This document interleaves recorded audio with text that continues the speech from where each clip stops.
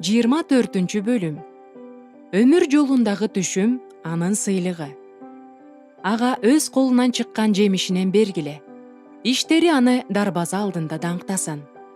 Накыл сөздөр китеби 31 бөлүм 31 аят. Тепкич менен көтөрүлгөн жол ылдый жактан башталат деген заманбап макал машаякчылык жашоонун жолун аныктап турат.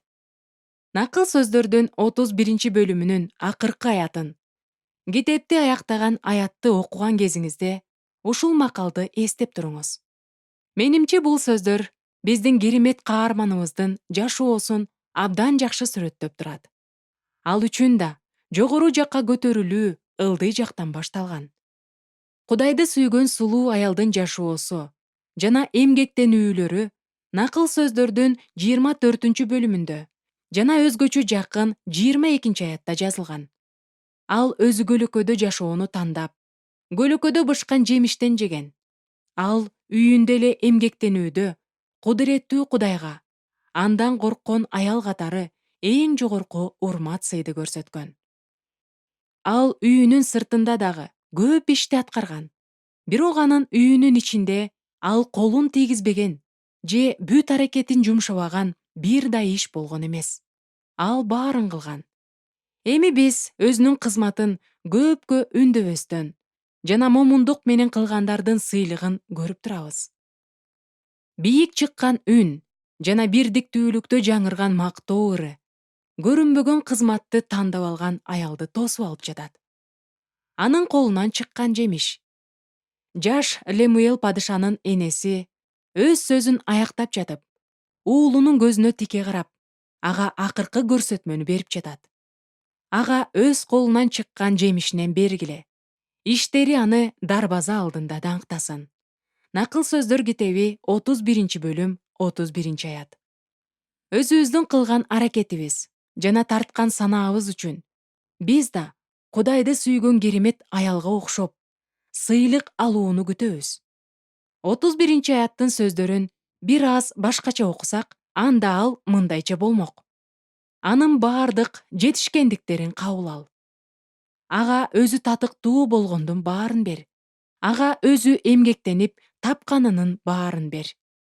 Ага өзүнүн колунан чыккан жемишин, анын сүйүүсүнүн жана жашоодогу аракетинин түшүмүнөн бер.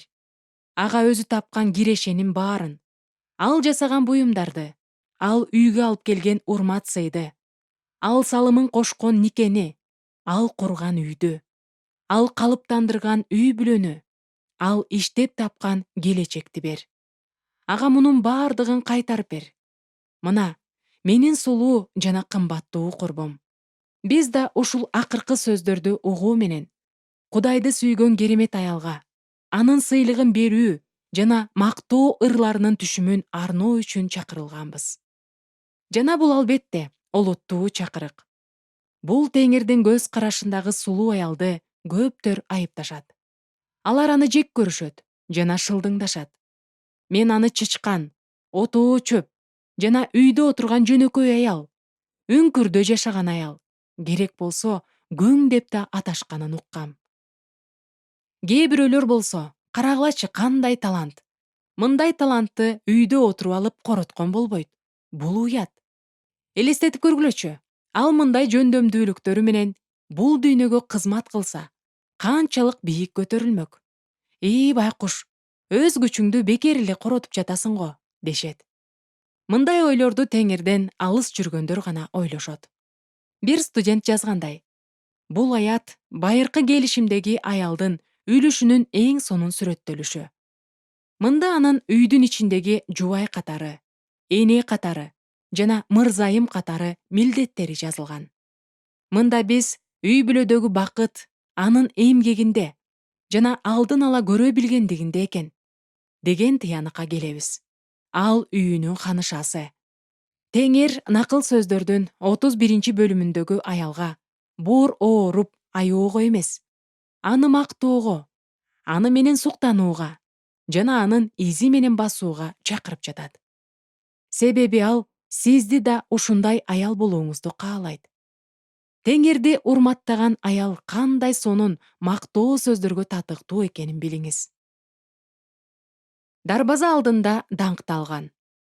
Накыл сөздөр ага өз колунан чыккан жемишинен бергиле. Иштери аны дарбаза алдында даңктасын, деп жар салып жатат. Бул сөздөр мурда айтылган сөздөрдүн кызыктуу кайталанышы. Эсиңиздеби? Бул керемет аялдын күйөөсү дарбаза алдындагы мыйзам орнотуучу жана башкаруучу кызматын алып барчу. Эми болсо анын жубайы да дарбаза алдында урматталып жатат. Адамдар ал жөнүндө коомдук жерлерде сөз кылып жатышат. Алар анын эмгегине, анын колунан чыккан буюмдарга суктанышып, аны мактап жатышат. Жогорку кызматтагы адамдардын, эл башкаруучулардын, маанилүү чогулуштарда отурган адамдардын оозунан мактоо сөздөрүн угуу, алардын урматтоосуна ээ болуу канчалык сонун. Биз анын керт башын салып койгон эмгегин, анын маанисиз көрүнгөн сыяктуу аракетин көрүп жатабыз. Бирок муну менен бирге анын кылганы эл алдында кабыл алынып жана даңкталып жатканын да көрүп турабыз. Анын күйөөсү сыяктуу эле ал да эң мыкты репутация жана коомдогу жогорку даража менен ырахаттанып жатат. Анын иш-аракети үйүнүн дубалдарынын ичинде жүрүп жатканына карабастан, коомго маанилүү болгон анын жетишкендиктери бир заматта дарбаза алдында талкууга алынып турган. Бир кызматчы мындай деп таң калган. Бул аял өзүнүн жардам берүүчү ролун аткарып жатканы эч кимге байкалбайт. Бирок эгерде имараттын тирөөч устундарын алып таштаса, эмне болоорун элестетип көрсөңүз. Ооба, 31-бөлүмдөгү аялдын күйөөсүнүн жашоосуна, балдарынын жашоосуна, үйүндөгүлөрүнүн жана коомдун жашоосуна кошкон салымы зор. Бул салым маанилүү жана ар кандай мактоо сөздөргө татыктуу. Ал эми Лемуэл падышанын энеси бул аялды өзүнүн эмгеги даңктап жатканын айтып жатат. Бардык үндөр басылып калса да, эч кимдин оозунан мактоо сөздөрү чыкпаса да, Кудайдын көз карашындагы бул сулуу аял баары бир ыраазычылыкка жана урматтоого ээ болмок. Анын колунан чыккан эмгеги жана эмгегинин жемиштери үн чыгарып аны даңкташмак. Биздин поэма ага өз колунан чыккан жемишинен бергиле. Иштери аны дарбаза алдында даңктасын, деп жар салып жатат. Сулуулукка чакыруу. О, бул кандай зор кубаныч, кандай сонун мактоолордун түшүмү. Теңирдин көз алдындагы ушунчалык сонун аялды бардыгы мактап жатышат. Балдары ага мактоо ырын ырдап жатышат. Анын күйөөсү үнүн бийик чыгарып, мактоо сөздөрүн улантып жатат. Анын үнү дарбаза алдында тургандардын биринин үнү. Теңирдин үнү да мактоо сөздөрүндө жаңырып жатат. Анын сыйлыгы бул аны терең урматтоосу. Башка адамдар да аны мактап жатышат. Керек болсо, анын иштери да үн салып аны мактап жатышат. Мен да Элизабет Джордж накыл сөздөрдүн 31-бөлүмүндөгү биздин курбубузду өзүмдүн китебимдин ар бир бетинде мактайм. Бизге угулбаган бир гана үн бар. Ал үн аялдын өзүнүкү. Ал сени өз оозуң эмес, башка бирөөнүн оозу мактасын деген макалда айтылгандай, ал өзүн акылдуу алып жүрөт. Накыл сөздөр китеби 27-бөлүм 2-аят. Дагы бир үн бар. Мен Кудайды сүйгөн бул керемет аялды мактаган дагы бир үндү уккум келет. Бул сиздин үнүңүз. Мен сиздин кубаттооңузга жана сиздин мактоо сөздөрүңүзгө өзгөчө кызыктармын. Анткени накыл сөздөрдүн 31-бөлүмүндөгү аялдын жакшылыктарынын укмуштуудай байлыгы биздин азыркы маданиятыбызда анча бааланбайт.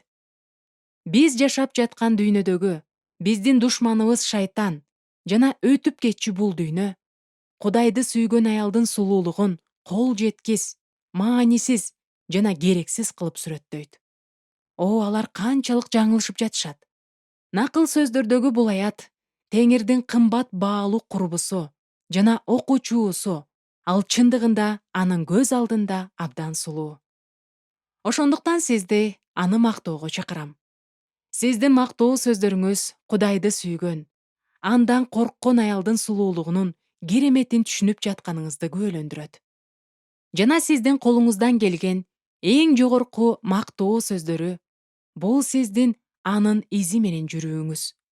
Ошондо менин сүйүктүү курбум, сиздин туура жолдо бара жатканыңызды жана Теңирдин көз карашындагы сулуу аялга айланып бара жатканыңызды билип, менин жүрөгүм кубанат.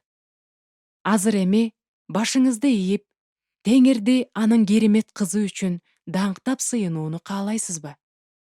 Ал бизге Теңирден берилген эң улуу белек экендиги шексиз. Ал бул жерде, ал биз менен ар дайым накыл сөздөрдүн 31 бөлүмүндө. Ал сиздин келечегиңиз айкын болбой турган кезде, пландарыңыз бузулуп жаткан мезгилде, сизге дем берүү үчүн, насаатын айтуу жана кубаттоо үчүн дайыма сиздин жаныңызда. Кудайды урматтаган такыба аял менен улам жаңыдан жолуккан сайын сиздин аң сезимиңиз жаңыланат. Жаңы күчкө толосуз жана сиздин Теңирге болгон сүйүүңүз да жаңыланат. Ал сиздин Теңирдин эркин момундук менен кабыл алуу чечимиңизди колдоп берет. Бул жолугушуу сизди жана сиздин жашооңузду сөзсүз эң сонун кылат.